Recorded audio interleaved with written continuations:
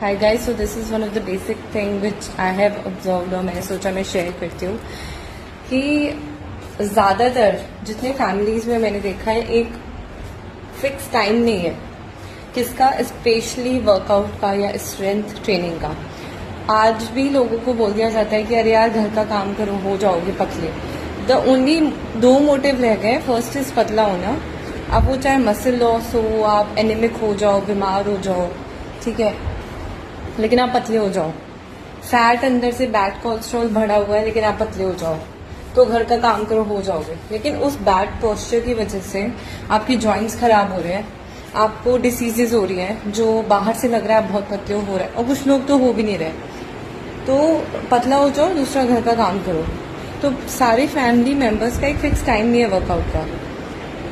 Beginning से आप जब ये सारी चीज़ें फॉलो करोगे, एक रूटीन बनाओगे, तो उसकी वजह से क्या हो रहा है कि यार पहले तो ना एक मे बी कह लो चाइल्ड को या फिर किसी अडल्ट को भी अपने पेरेंट्स को कन्विंस करने में 5-6 साल लग जाते हैं कि वाई इट्स नेसेसरी।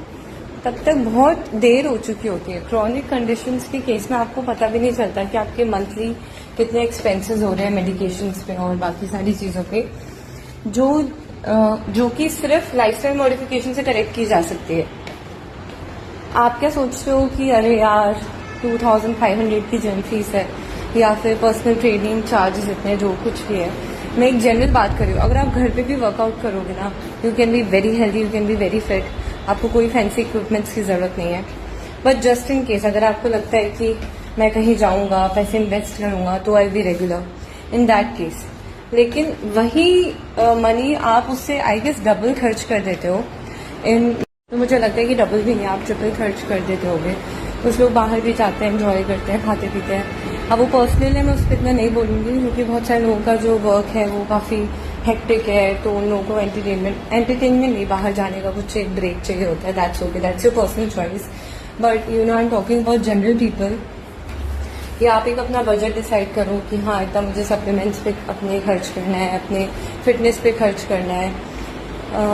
तो I was talking about family, ठीक है। देखो बच्चे का जो दिमाग होता है ना, वो बहुत जल्दी चीज़ें कैच करता है। तो अब तो जो बड़े हो गए उनसे कुछ नहीं कर सकते, क्योंकि पेरेंट्स को यू नो मोटिवेट करना थोड़ा सा टास्क हो जाता है, थोड़ा नहीं, it's a big task, specially जब क्रॉनिक कंडीशंस हो। लेकिन अब जिनके बच्चे छोटे हैं, that's you know my advice personal, कि जो आप उनके सामने करते हो वो ऑनेस्टली फॉलो करते हैं, वो सारा कुछ फीड होता है उनके दिमाग में।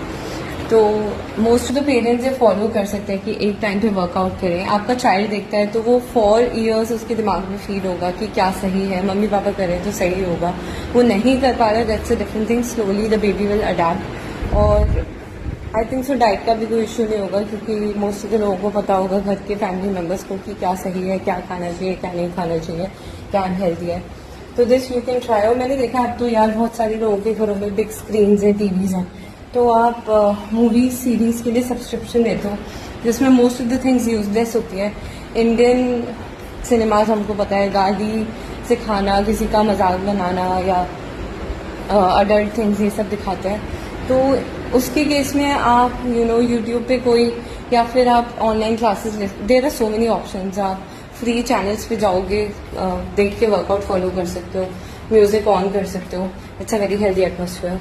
So this was the thing. Signing off.